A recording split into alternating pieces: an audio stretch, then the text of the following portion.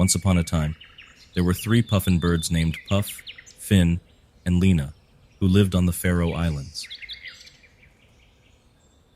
They were the best of friends and spent most of their days exploring the rugged coastline and diving into the chilly waters in search of fish.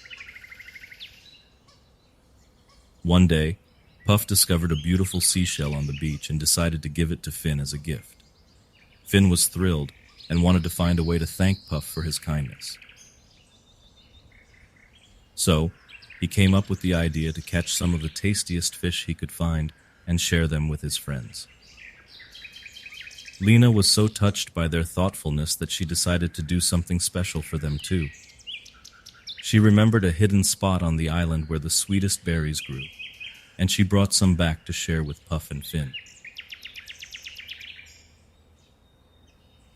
As they sat together, enjoying their treats and basking in the warm sunshine, they realized how lucky they were to have each other.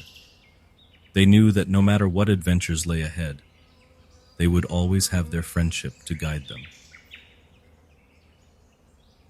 From that day on, Puff, Finn, and Lena became known as the 3 amigos of the Faroe Islands, and their friendship continued to flourish for many years to come.